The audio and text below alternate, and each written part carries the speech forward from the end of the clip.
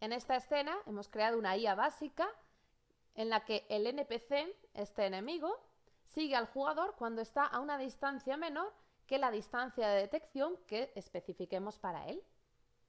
Para crear este sistema, el NPC necesita la referencia a su componente NameMessageAgent, la referencia al jugador y la distancia de detección del jugador. Para obtener la distancia del NPC al jugador se necesita calcular el módulo del vector que va del NPC al jugador o del jugador al NPC, es decir, esa distancia entre ellos. En este caso tenemos la malla de navegación configurada para que el enemigo pueda moverse por estos pasillos. Tenemos el enemigo ya con su componente NameMessageAgent y un script que hemos creado para esta IA básica y con las referencias ya asignadas. Vamos a ver el script de esta IA básica. Para esta IA básica tomamos la referencia al componente NameMessageAgent, que como hemos comentado era uno de los requisitos para el NPC. Tomamos la referencia al jugador, que era otro requisito, y tenemos la distancia de detección del jugador, que era ese tercer requisito para el NPC. Y lo primero que hacemos es, en el update, calcular el vector que une el jugador con el NPC. Para ello lo que hacíamos era restar, porque el vector entre dos objetos se obtiene haciendo la resta de sus vectores de posición. La posición del player será player.transform.position y la del NPC será this.transform.position, utilizando el this porque este script lo lleva el NPC.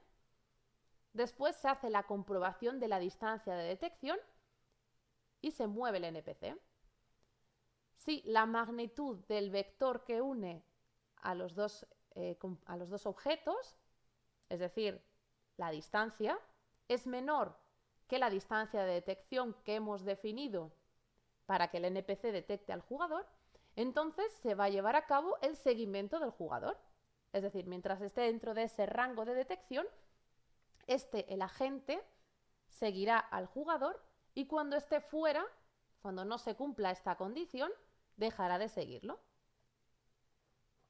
Hemos añadido el componente NameMessageAgent a la variable MyAgent, el componente player, es decir, este GameObject, lo hemos añadido a esta variable y hemos colocado la distancia de detección en 2.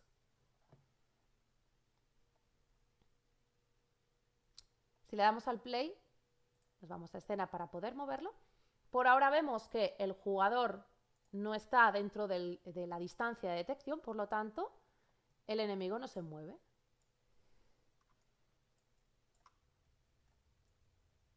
En el momento en el que entre dentro de esa distancia, el enemigo comenzará a seguir al jugador. Y en el momento en el que salga, dejará de seguirlo. Quizás 2 es una distancia muy, muy pequeña. Podemos ponerle 5 y comprobar los resultados. En este caso vemos que incluso a través de las paredes entra dentro de su distancia de detección y el enemigo persigue al jugador.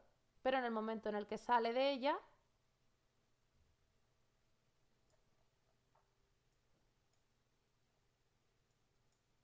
deja de perseguirlo.